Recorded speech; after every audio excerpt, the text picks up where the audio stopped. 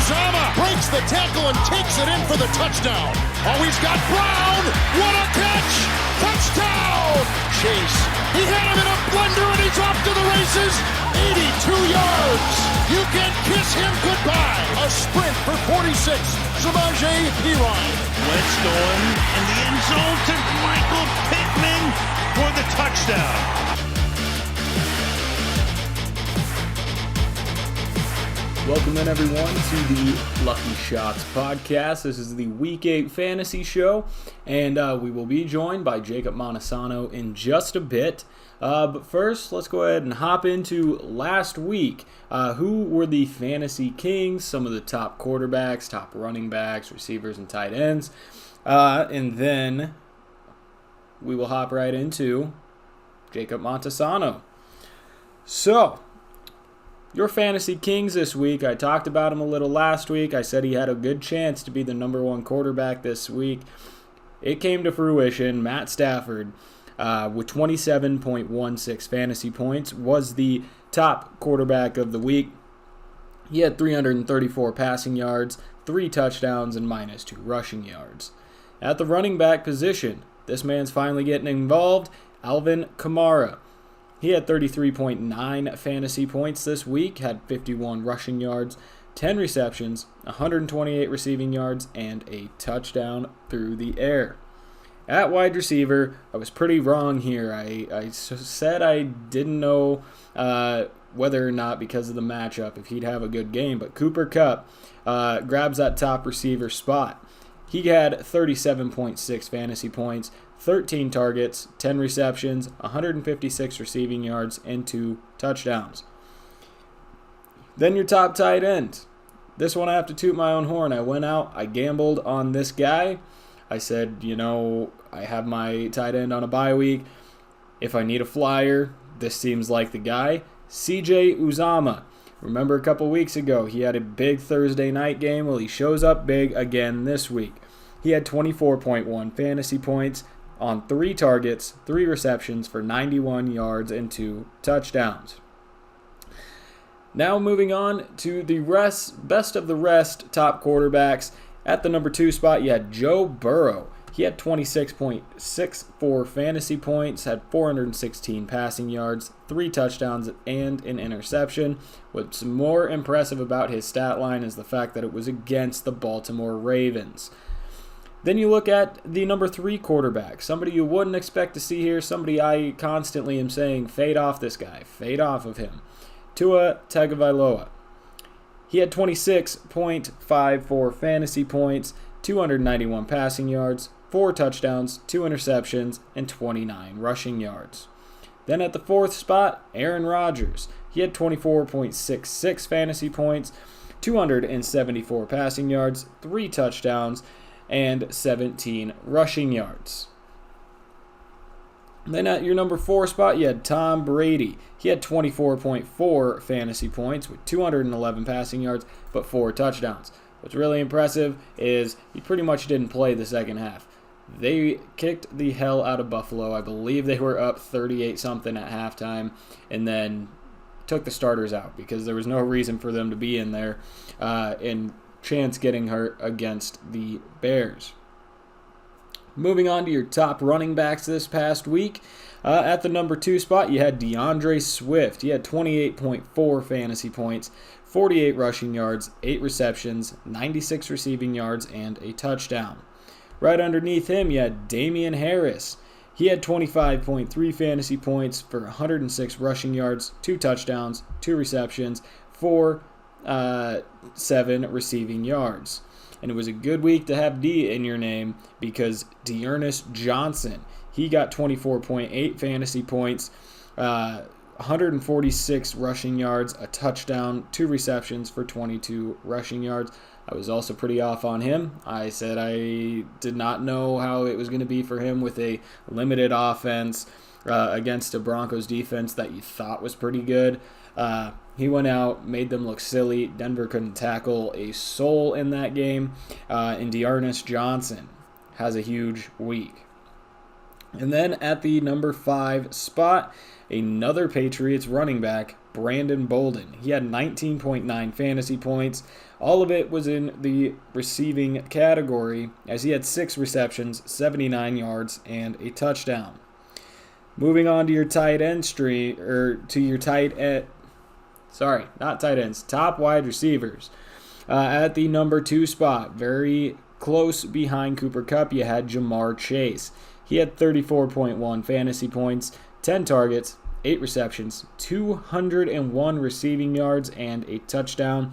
That paired very nicely with Joe Burrow's quarterback 2 performance of the week. Then at the number 2 spot, the number 3 spot for the wide receivers, you had Mike Evans. He had 31.6 fantasy points. He had 10 targets, 6 receptions, 76 yards, and 3 touchdowns. Kind of funny story. Tom Brady threw his 600th passing touchdown this last game to Mike Evans. Mike Evans accidentally gave the football away to a fan, and they had to have the Buccaneers staff go over and barter with him to get that 600th touchdown ball back from them. Then at the number 4 spot, you had A.J. Brown finally having a huge week. He had 27.3 fantasy points, 9 targets, 8 receptions, 133 receiving yards, and a touchdown. And rounding out your top 5 for wide receivers, you had Terry McLaurin. He had 25.2 fantasy points. Out of all of these guys, besides Cooper Kupp, he was the most targeted in this top 5 with 12 targets, only 7 receptions off of that, but 122 receiving yards and a touchdown. Finishing up your top players from this past week, we'll finish it out with your top tight ends. At the number 2 spot, Kyle Pitts. He had a huge week before the bye, comes back off the bye, has another big game, 23.3 fantasy points, 8 targets, 7 receptions, and 163 receiving yards. Ladies and gentlemen, I think Kyle Pitts has finally arrived, and you can expect a lot more of this throughout the rest of the season. At the number 3 spot, you had Mike Gesicki with 21.5 fantasy points. He had 8 targets, 7 receptions, 85 yards, and a touchdown. Now, is it coincidental that Tua has a top week as Mike Gesicki has a top week? No. This is what I've said.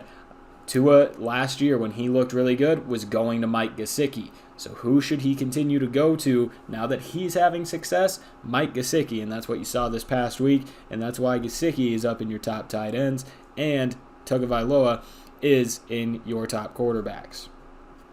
At the number 4 spot, bet you don't know who this guy is, probably because you barely knew that Darren Waller wasn't going to be playing this week, but Foster Moreau had 18 fantasy points for the Raiders, stepped into that role probably on really short notice. According to anybody who had Darren Waller, it was very short notice to get him out of your lineup. But he had 6 targets, 6 receptions, 60 yards, and a touchdown. And then rounding out that top 5, you had Robert Tonyan. He had 16.3 fantasy points, 5 targets, 4 receptions, 63 yards, and a touchdown. So that's going to wrap up your top players from this past week. All your fantasy kings, your best of the rest, and all of that.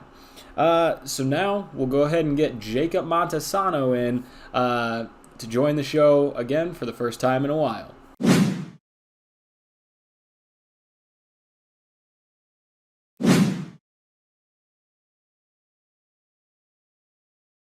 All right, we want to welcome in Jacob Montesano. Haven't seen him in a while. Good to have you back on the show, buddy.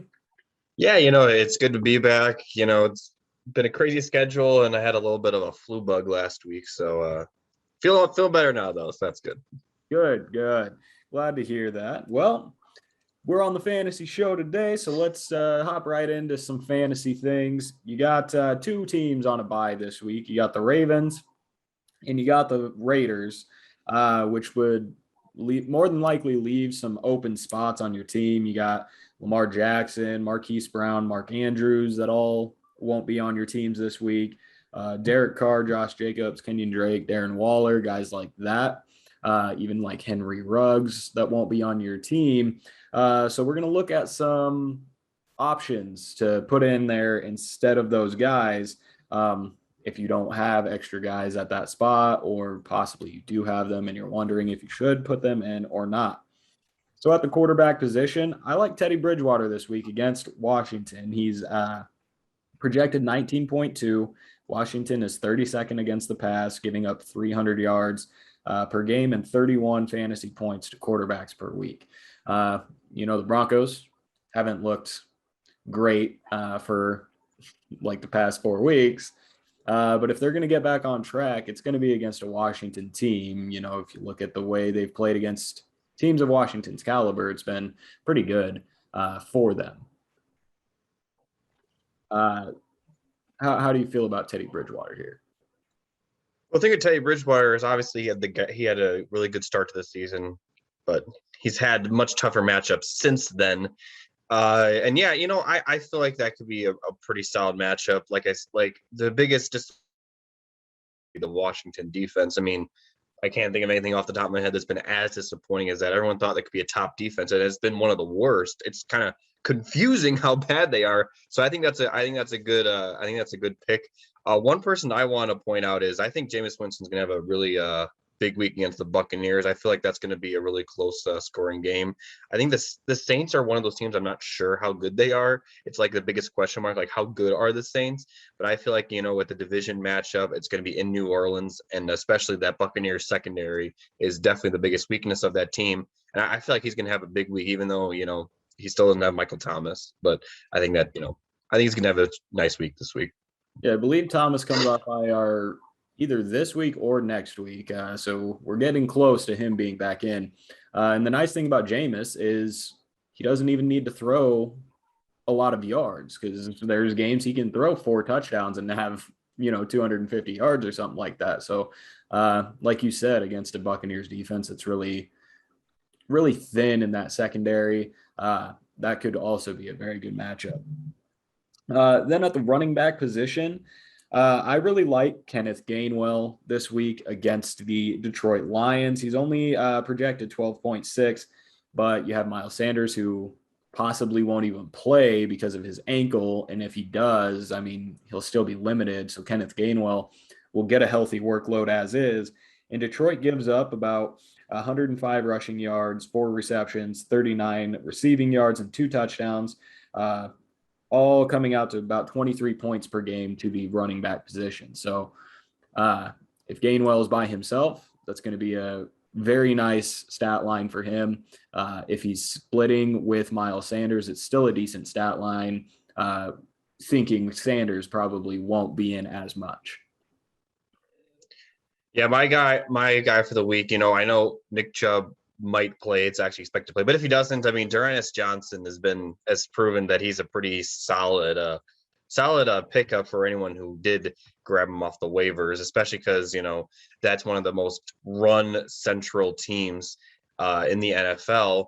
And when you have your top 2 running backs out, someone's got to fill that void, and he's done a really nice job with it. Plus, I'm not sure how Baker Mayfield's health is going to be. I actually think Case Keenum right now is a better option than a bruised up Baker Mayfield. As we could see, Case Keenum was fine, and I knew he would be because that Browns team is good because it's got a great rushing attack. And I feel like even with Nick Chubb coming back, I think Dearness Johnson's going to get that Kareem Hunt role.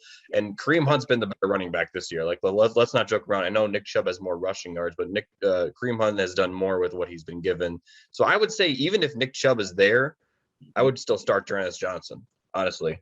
Because, Kareem Hunt's for sure going to be out another week or 2. So, I would fire him up on your roster. I feel like people are going to be, hesitant because of Nick Chubb being there. But I say go for it. Yeah, exactly like you said, regardless of if Chubb is back or not, Johnson's going to take over that Kareem Hunt role. And if they're both out, then he's going to just have, the same opportunities he did last week. As I talked about a few seconds ago, we had Dearness Johnson. He was up in that top 5 for running backs last week. And as I'll talk about in a bit, that Cleveland team is very banged up. There's not a lot of options because Landry could be out, Beckham could be out, Peoples-Jones is going to be out. And then you have Baker Mayfield. You don't know what his status is going to be. So I think it's going to, it all dials in to be a D'Ernest Johnson week for sure. At the wide receiver position, I'm going with Randall Cobb against Arizona. Now, I know Arizona's defense is really good. Cobb is only projected 10.9, but Davante Adams is out with COVID, or the COVID protocol, and Alan Lazard is also out because of that. You have MVS, who may or may not play. He's coming off IR this week, so there's a possibility he's in, but he may not be in. So Randall Cobb seems like a smash play here, especially because Rodgers brought him in on purpose. He went out and wanted to bring him in. So now he doesn't have that number one target. He doesn't have Alan Lazard, probably doesn't have MVS. This is going to be a really good week. And I know Arizona's defense is good, but when you have to think of where's that football going to go when they're passing the ball, you really only can think of two options, or maybe even, Aaron Jones out of the backfield. But I think Randall Cobb this week is going to be a smash play. Yeah, Aaron Rodgers has to throw to someone. He's not just going to not throw the ball. My smash play of the week is actually going to be, I'm going to go Deebo Samuel, because the Bears have a solid running defense, but that secondary is still iffy, especially because Tom Brady just absolutely torched it last week. And the other one, like I mentioned already, the Saints, Marquez Callaway, I think could have a really big week this week. I think he could, he's someone that I feel like could have like one catch for like 54 yards and a touchdown, and that'd be a solid week for him. But we'll see. Maybe my Jameis Winston / Saints wide receivers is a little overhyped right now. But I just have a feeling, the Buccaneers and Saints always play close, even with Drew Brees not there. I still think it's going to be the same situation. Yeah. And especially in this kind of stream area, Callaway is probably not somebody that's super rostered, or if he is rostered, he's sitting on your bench and you're wondering whether or not you should play him. And if you're excited about Jameis, you got to be excited about one of those wide receivers. And I'll be honest, I'm not excited at all about Traquan Smith. Watching him last game, it was just like, why are you out there? It didn't make any sense. And then at the tight end position, I'll let you go first, because I've got one that I guarantee you won't have any idea who he is. I was gonna go Robert Tonyan. I think he's gonna get the majority of the targets over Randall Cobb, especially because I feel like Robert Tonyan right now is better. Obviously, Aaron Rodgers likes Randall Cobb, but I mean, Randall Cobb. How old is Randall Cobb? Let me look it up. I do know that he's actually younger than most people realize, because he's been around for a while. He is 31 years old, which is not the best for wide receivers, but it's not terrible. I just think Robert Tonyan is the go-to guy. Is going to be the go-to guy this game. I think he's going to have his breakout, because overall, I feel like he's kind of been a little disappointing this year, Robert, especially considering how many touchdowns he had last year. But like I said, I feel like this is going to be his breakout game. He finally had solid numbers last week. He's only really had 2 weeks of anything. I think next week is going to have probably the most targets on the team for sure.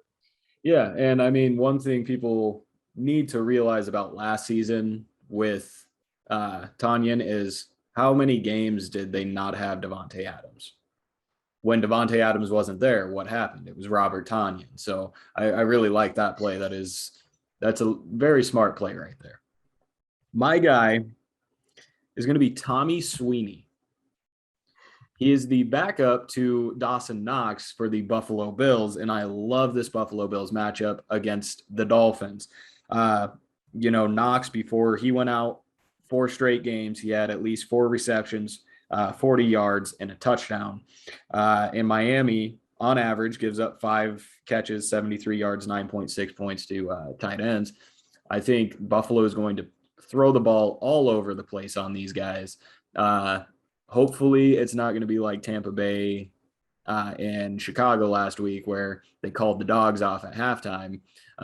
Hopefully this is going to be a game-long ass kicking, and you'll have that tight end for Buffalo, Tommy Sweeney, gathering you up some fantasy points. Yeah, this is just a really bad spot for the Dolphins, because the Bills lost last week, or not last week, 2 weeks ago, and they've had a bye. Yeah. When a good team loses, I always say, watch out the next week. Not even that. They had a bye week, so they have even more time to prepare, and it's in Buffalo. I feel like this could get out of hand quickly. And I know a lot of people are going to say that about some other games, but I'm not 100% sold that the Rams are going to blow out the Texans. I just have a weird feeling that it's going to be a closer game than people think. But I think this one's going to be an easy blowout. I mean, I don't want to say easy because that, it's hard to blow out teams out in the NFL, but this is going to be a bad matchup for the Dolphins. I think it's a bad spot to be in. Yeah, and talked about it on the show yesterday. One of my lock picks was Buffalo over Miami by a few scores at least. So everything about that matchup, I think, is going to be really good. And that'll lead us into some of the top quarterbacks, running backs, receivers, tight ends for this upcoming week. I think the number one quarterback on the week is going to be Josh Allen. For everything I just said, he's projected 26.4 fantasy points. And if you look back to when Miami played Tom Brady, they gave up 49 points to Tom Brady.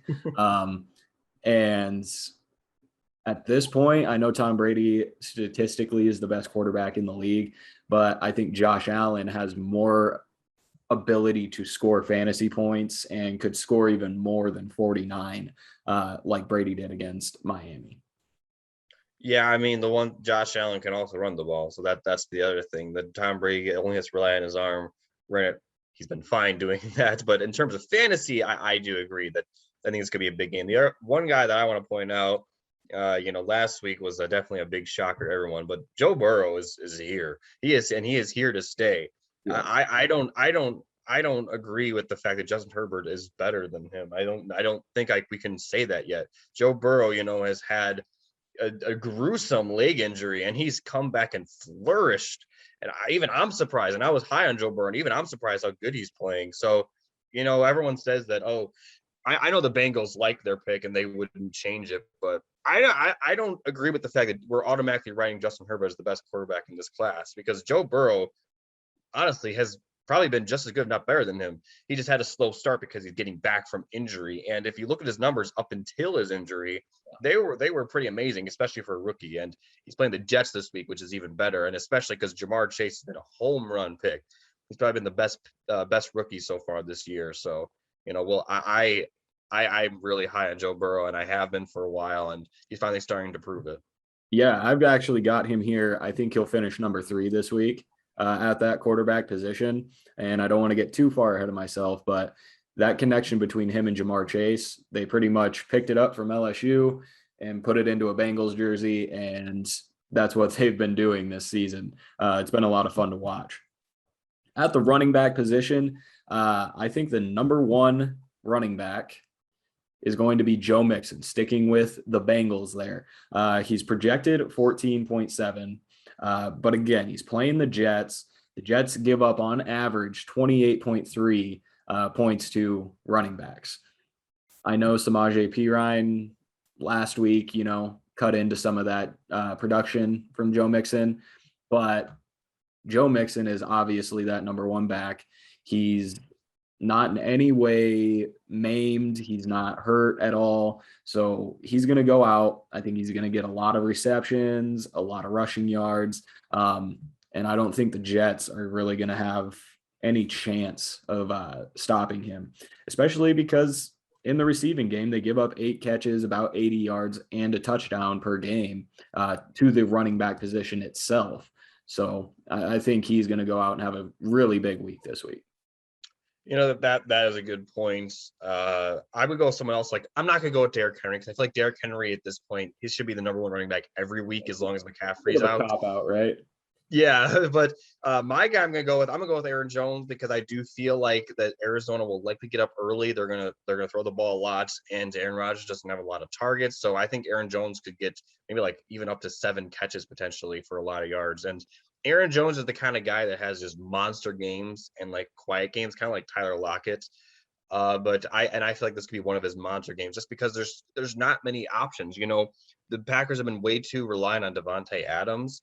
And when he's not there, someone's got to step up. And it can't be Allen Lazard, because he's not going to be there. And it can't be Marquez Valdes-Scantling, because he's not going to be there. I think Aaron Jones and Robert Tonyan are the biggest options that can step up. Here's the thing. I've not been super high on the Packers. I feel like they haven't really, beaten like a really good team. So if they win this week, I'll bite my tongue. But I don't see the Packers winning this game. This would be maybe I'm being a little biased, but I feel like this is especially on a short week because they play Thursday. Or tomorrow rather. It's already Wednesday. Geez. I'll bite my tongue if they win. I don't see it happening. I'm just be completely honest. Yeah, and I mean if you look at the Packers, honestly, they haven't had those dominating games like say the Bills have had or Arizona even has had, like the Rams have had. They're just kind of, they almost seem slow and methodical. They just do enough to win the football game, and that's it. So fantasy wise, it's been, you could say, mediocre. I mean, it hasn't sank you at all to have any of those players, but they haven't won you weeks. So, I mean, we'll see. I think Aaron Jones definitely has a good opportunity to make a lot happen this week, like you said. At the wide receiver position, since you already kind of talked about Deebo Samuel, I have him as my number one guy. The next guy up, the number two, I think is going to be Justin Jefferson against Dallas. He's projected 18.9. Dallas gives up 13 receptions, 200 yards, and a touchdown, coming out to 27 points per game to the wide receiver position. And they have given up at least 20 points or more to the wide receiver position every single game this year. I understand that Adam Thielen is also still there. He could go out and get the only touchdown of the game, something like that. But when you look at these two side by side this year, a lot more receptions are going to Jefferson, more yards are going to Jefferson, and Jefferson has more touchdowns. So I think he's going to be the guy this week. Dallas, I know that they're pretty dang good against the pass. Trayvon Diggs is an absolute stud. But if they can stay away from him, they've got a chance to make quite a bit happen for fantasy through the passing game. Yeah, I mean I think that's definitely a good pick. My number one, again, kind of with the running back situation at this point, I feel like you got to put Cooper Kupp as the number one each and every week. He has just been ridiculous. And very happy I have him on my team. And I'm going to pass over my second guy, which is Jamar Chase, because I already talked about him. I'm gonna mention DK Metcalf. I mean, the Seahawks are playing the Jaguars, and that's clearly Geno Smith's favorite target. I mean, the dude is like 6'5", is just a freak of nature. He's not really good at route running, but his speed and size is like unlike we've seen at all. So I'm pretty sure he's faster than Calvin Johnson, and he's about the same size as him. So, and I think he's gonna have a monster week. Like I said, last week he got me 26 points, and he had 2 catches because one of them was an 84-yard touchdown. Yeah, that first catch sank me immediately in fantasy. Yeah, I mean that's. I feel like that's definitely doable for that to happen. Because I feel like the Jaguars, I think the Jaguars are going to take the lead this game, and the Seahawks might be playing from behind. Because I think the Jaguars are a team that is getting better. Mm-hmm. So I DK Metcalf is my is like one of my top wide receivers. Like I said, I think Cooper Kupp you got put number one, especially this week against the Texans. And I have Jamar Chase as my number 2 this week, and then I actually have DK Metcalf number 3 the week. So yeah, and I have Deebo Samuel in 4. Yeah, and then to round out my top 3, I've got Stephon Diggs, just because I think. Allen's going to have that big week. And then to finish off at the tight end position, this one's kind of tough. I don't really trust that Travis Kelce is going to be that number one guy. Mahomes has been playing like shit. He may not even be in. So, kind of where do you go from there? Because, you would also think, oh, well, then Darren Waller, he's on a bye. Oh, okay, Mark Andrews. He's on a bye. So where do you go from there? I like Dalton Schultz playing Minnesota. Minnesota, they have an up and down defense. You never really know what you're going to get from them. He's projected 10.2. Main reason I would like Dalton Schultz here is he's got 4 games this season. I think maybe even 4 straight games. He might have had 5 in the last game, but regardless, he's got 4 games with 6 receptions, over 50 yards. and sprinkle in some touchdowns there. You just saw last week the top tight end had 3 catches and 2 touchdowns, and that made him the top tight end. So I think if Schultz can go out there, have 5 to 6 catches, 60, 70 yards and a touchdown, that's going to give you quite a few points going into this week. I'm curious, do you know who has in their last 2 starts, which tight end has the most points? Not last 2 weeks, last 2 starts. For just overall tight ends? Yeah. I would imagine Kyle Pitts. It is Kyle Pitts. You're right. And that's why he's my guy. He's finally starting to show what I thought he would be this year. And he got 26 points against the Jets, which was week 5. Week 6 he had a bye, and then last week he had 23 points. That's more than his first 4 weeks combined, those last 2 weeks. So I think he's really starting to show up as one of the top tight ends. And amazingly, you know who's number 3 at tight end? Outside, Kelsey's 1, Mark Andrews 2, and Mike Gesicki is 3. He's somehow made his way up to the 3rd spot. Because like I said, after Mark Andrews and Kelsey, tight end's been kind of like iffy. But I think Kyle Pitts and Mike Gesicki are trending in the right direction. I think those are 2 guys that you got to like start playing each and every week at a tight end's position. Yeah, and like I talked about before you came on, when I was talking about those top tight ends, because both those guys made their way into the top 5. Kyle Pitts, I think he's finally arrived and he's not going anywhere. Matt Ryan has finally figured out, hey, that guy over there, I should start throwing him the football. And Mike Gesicki, Tua, you saw it last year. The success he had was throwing to Gesicki. Started struggling this year, and I'm like, oh, where's Mike Gesicki? Oh, two catches? Neat, nice. And now he's like, oh, hey, that guy over there, let's throw him the football. And it's working out for both of these quarterbacks, and subsequently is making it happen for both those tight ends as well. I also like Mike Gesicki in this spot because, like you said, the Bills are probably going to take a lead early and stay ahead, so they're going to be throwing the ball a lot. That's another thing. Well, and you saw Tua throw 4 touchdowns last week.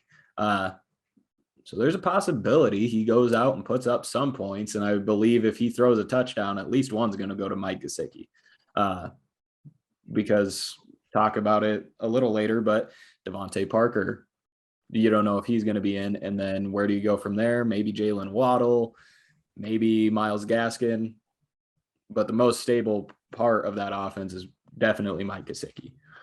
And then let's get into some who to start type of deal. So this player versus this player, who would you pick? So we'll start at the quarterback position. You have, and this one probably you're going to be a little skewed because you were pretty high on him just a second ago, but Joe Burrow versus the Jets or Dak Prescott against the Vikings. Burrow is projected 19. Prescott is projected 20.5. Let me just say, I don't know. I don't know who has that dilemma, but I would say Joe Burrow because, I mean, like I said, Joe Burrow against the Jets is going to be a good matchup. But like I said, I don't know who has Dak Prescott and Joe Burrow on the same team. That's right. That's a little stacked. Time to try to trade one of those quarterbacks away, if I say so. But I mean, I would start Joe Burrow. Yeah, Dak Prescott is always intriguing. Throws for a lot of yards. He's got 2 really good targets for his wide receivers. But the connection between Burrow and Chase this week and every week so far, I mean, they've connected on at least a 40-yard touchdown or more every single week so far. And a lot of them have been 50-yard touchdowns. So, I mean, well, not every single week. Like he's gone 2 weeks without a touchdown. Jamar Chase has. Yeah, but at least a 40-yard reception every week. Oh yeah. So, and against the Jets are atrocious, and they aren't going to have Zach Wilson either. So they're going to be even more hurting. So let's move on to the running backs. This one is a little more comprehensible, I guess you could say. Chase Edmonds against the Packers or Javonte Williams against Washington. Edmonds is projected 14. Williams is projected 11.3. I would go Chase Edmonds there because if the Cardinals do take the lead, they're going to probably try to run the ball. Plus, the Packers have a solid secondary, and they don't really have as good a front seven. And, I feel like this Washington strength is their front seven, obviously. So I would go Chase Edmonds in this situation. It is a close one, though, because I think Javonte Williams is trending upward. But I would lean towards Edmonds. Yeah, I think I would go more Williams' way. Washington's defense is worse against running backs and just a worse defense as is.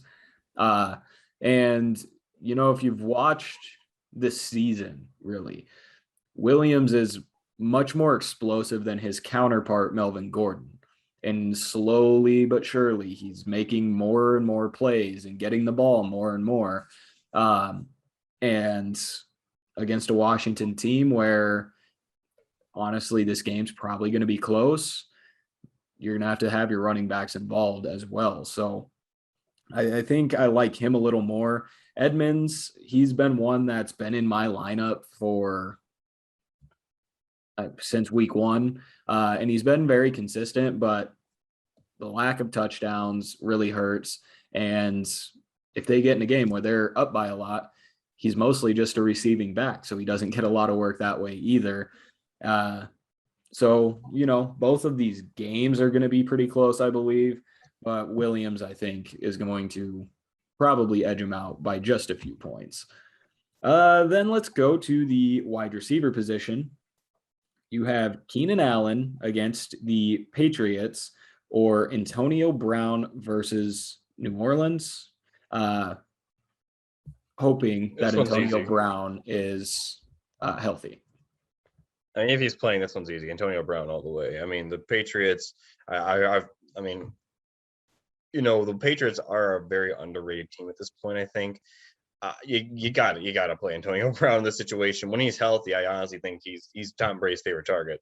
Yeah. So, and Keenan Allen, even against a good team, or I wouldn't say a good team for fantasy, for example, the Jets, he hasn't necessarily been the best. Mike Williams has been taken over as the number one guy there. So I would easily play Antonio Brown over Keenan Allen if he's healthy. I do want to point that out. If he's healthy right now, it's not 100% sure. So, yeah, Keenan Allen's been kind of a quiet monster himself. He's getting highly overshadowed by Mike Williams and the things Mike Williams is doing. But when you look at their receptions and their yards, and you compare those two, it's fairly close. Where you really have the discrepancy is the touchdowns, because that's where Herbert's been looking for touchdowns this year. With Antonio Brown, you can count on at least 8 targets, possibly 8 receptions out of that, more than likely 100 yards. And in this offense where you can expect Tom Brady to possibly throw 3 to 5 touchdowns per game, one of those is going to go to Antonio Brown. So I think I like Antonio Brown better anyway. And if just to put icing on the cake, you got New Orleans defense who's 25th against wide receivers. So a better matchup as well. And then we will finish off here at the tight end position. You have Dallas Goedert against Detroit or Dalton Schultz against Minnesota. I like Dallas Goedert a lot. I think he's been quiet this year, but I do think that he has the potential to have a breakout game. And especially considering that he's more of I wouldn't say the only target, but he's more of that, he's probably going to get more target shares, or at least he should. I know he hasn't, but I think they're going to start going to him more often, especially against Detroit. I think he's very due for a touchdown. Whereas Dalton Schultz, I feel like Dak Prescott, his number one thought process is to go for his speedy wide receivers. I know Dalton Schultz has had a much better year than Dallas Goedert, but I personally this week I would start Dallas Goedert because I feel like Dalton Schultz has more an opportunity to lay a goose egg just because there are so many more options on Dallas. Although, like I said, I've been wrong on Dalton Schultz this year so far. I said I don't really know how he's going to be too well, especially with Blake Jarwin coming back, and he's been very solid. He's had double-digit fantasy weeks each week except for one.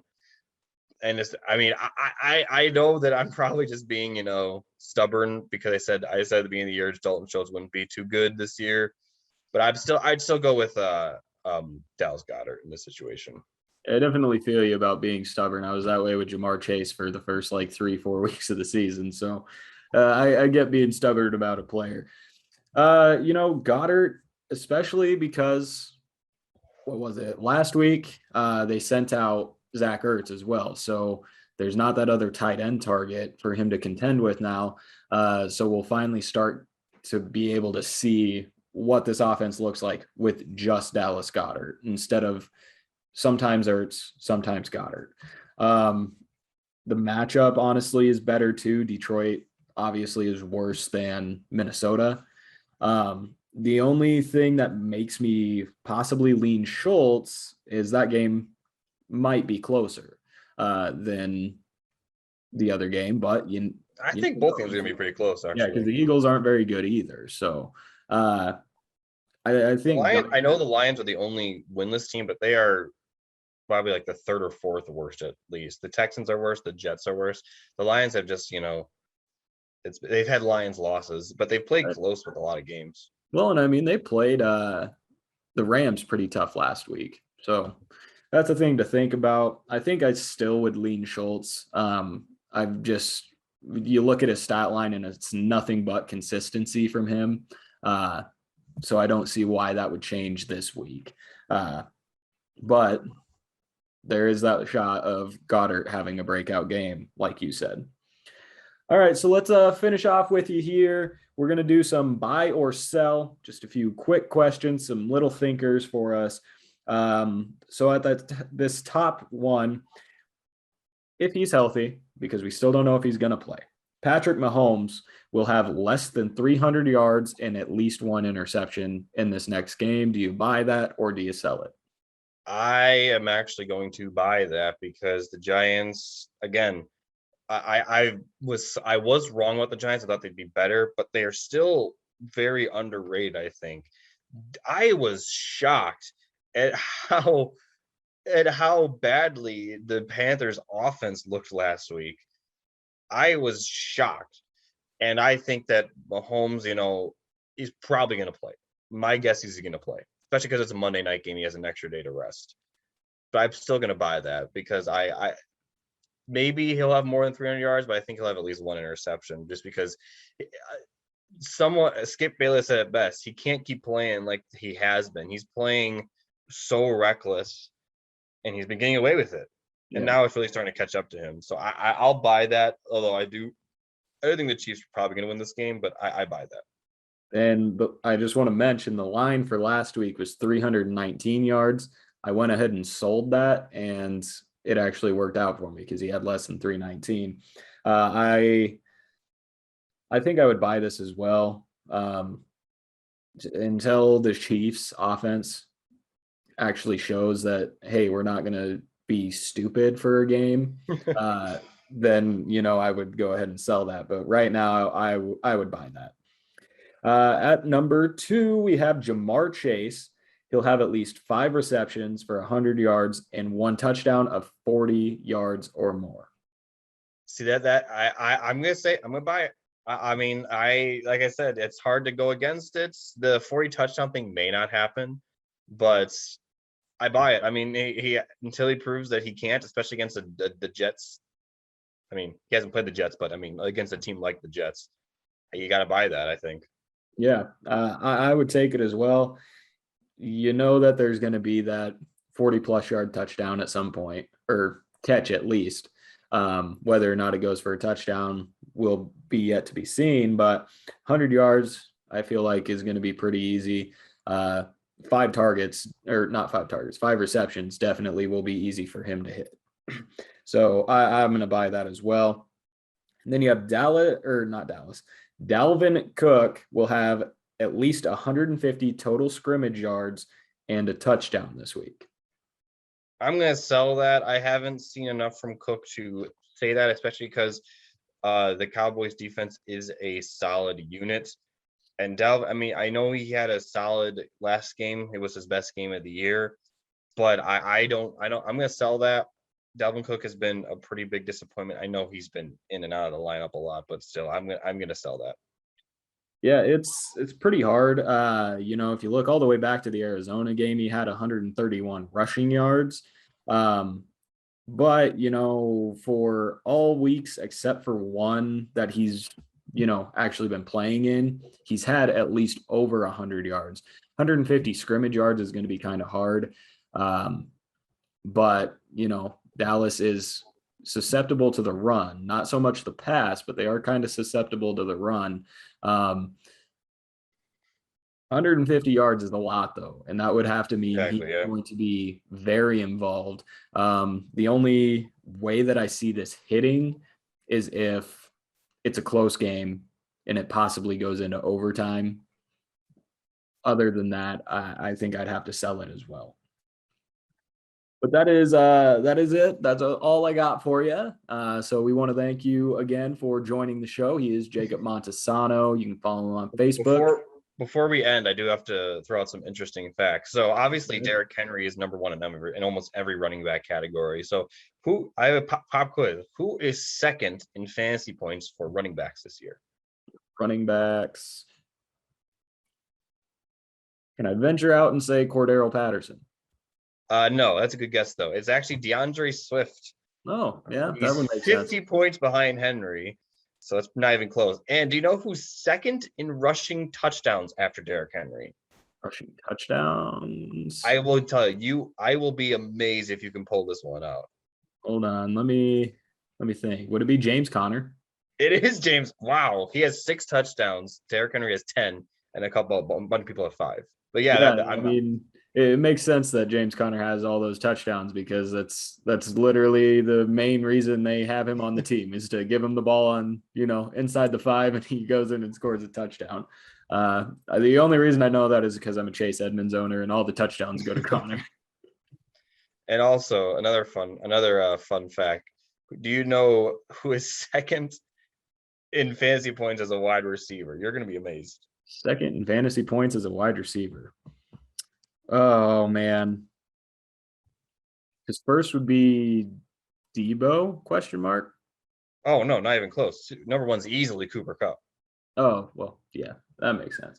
In yards? No, just in fantasy points. Who's number 2? Let's go with Jamar Chase. Let's just say Jamar Chase. It is Tyreek Hill. Oh, which is shocking to think about because he's been as a whole disappointing. He just has 2 weeks of 40 plus points. So right. Yeah. It's very interesting. Jamar Chase is number 3, Devontae Adams 4, Marquise Brown, and then Deebo Samuel is 6. Marquise Brown's also been quite impressive. That's an interesting one too. Yeah, that offense has actually shocked me a little bit. They're looking better than before. They are still. I do still think they are overrated because, like I said, they should have lost to the Lions. They really should have lost to the Lions. But and then they just got routed by the Bengals last week. So I found that surprising. I thought the Bengals had a chance to win, but that was not even close. Well, and what do we think about the Bengals defense? I think they're a kind of sneaky good defense right now. I think the Bengals are. You got to put them as a playoff team. I mean, okay, like if you look at the AFC, outside the Bills, and I think the Titans have been playing really well also, who's better than them in the AFC? Well, if the playoffs started today, the number 1 seed would be the Cincinnati Bengals. So I don't know if that's going to last because I think the Bills are going to sweep the AFC East, but I don't know if that's going to last. Yeah. All right. Well, a lot of interesting things to think about. We want to thank Jacob for being on the show. Follow him on Facebook, Jacob or meteorologist. Meteorologist Jacob Montesano. There you go. And good luck this week, Jacob, in your fantasy matchup. I don't play you, so I honestly really hope you lose. You're kind of ahead of me by a few games, so need to catch up a little bit. I'm telling you, the Cooper Kupp pick has been just lightning in a bottle for me. That is true. I think I got him in the 4th round. He's been the best. He's number 1 in fantasy points. So. Yeah, for sure. All right. Well, thank you, Jacob. We'll see you maybe next week. I'll get back to you on that one. I'm not sure about next week, so we'll see. All righty.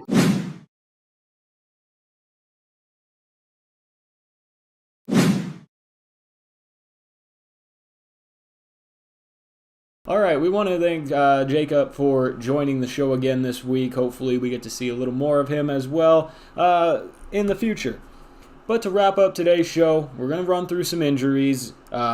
Just keep an eye on these guys because if they don't play, you want to have backup options to throw in there very quickly. You don't want another week like what you had with Darren Waller. So we'll just dive right through these pretty quick. DeAndre Hopkins with a hamstring injury, he's questionable. Nick Chubb with a calf, also questionable. All of these guys, unless I say otherwise, are going to be questionable. You had Baker Mayfield with a shoulder. Odell Beckham Jr. with his shoulder. Jarvis Landry with his knee. Donovan Peoples-Jones with his groin. That is a lot of Cleveland Browns. It was a lot of Cleveland Browns last week. And again, like I said on yesterday's show, if they have all of these people back, they should be fine against the Steelers. If not, that is going to be a thing to watch. Dak Prescott with his calf. Jerry Jeudy with his ankle coming off IR, so he's not necessarily a shoo-in to play this week, but he could. Then for the Green Bay Packers, this is kind of big news. Allen Lazard and Devontae Adams are both out because of COVID this week. So Randall Cobb, like we talked about earlier, he's going to be a huge option. Or possibly Marquez Valdez-Scantling. He's coming off the IR with a hamstring, so he is questionable as well, but could play. Tyrod Taylor with a hamstring is coming off IR, so he could also be an option for the Texans this week. Then you have T.Y. Hilton with his quad injury. Mahomes, who got a concussion last week, just needs to clear concussion protocol to play. Michael Thomas with his ankles coming off IR, so I don't know if it would be this week, but all reports are kind of leading to him actually being in this week. If not this week, more than likely next week. Devontae Parker has a shoulder and hamstring injury. Sterling Shepard with a hamstring. Kadarius Toney with an ankle. Kenny Golladay with a knee, so that is a lot of Giants out as well. And they have a very good chance to go in and upset the Chiefs because the Chiefs are not playing well. If the Chiefs don't have Patrick Mahomes, that makes things even better for the Giants. And if they have all of these weapons back, that could also be huge. I could venture to say if the Chiefs don't have Mahomes, the Giants have all of these guys back, the Giants probably win this game. Then finishing up with Miles Sanders with an ankle injury, Antonio Brown with an ankle injury, and Gronk with his ribs also coming off IR. It looks pretty good and trending up that he will be in this week, but keep that monitored. All right, so that is it for this week's show, guys. Tune in tomorrow. We will have Dylan Corbett on the show going through the Lucky Bets podcast. Give you all of your weekly betting lines, possibly some parlays, some prop bets, things of that sort. So join us tomorrow for that. And thanks for joining today. Again, we want to thank Jacob Montesano for being back on the show. But until then, good luck in your fantasy matchups this week. Go score a lot of points. And come back next week with a win. Henry, he's going to pass it. Touchdown. McLaren, end zone, touchdown. Uzama breaks the tackle and takes it in for the touchdown. Oh, he's got Brown. What a catch. Touchdown. Chase, he had him in a blender and he's off to the races. 82 yards. You can kiss him goodbye. A sprint for 46. Samaje Perine.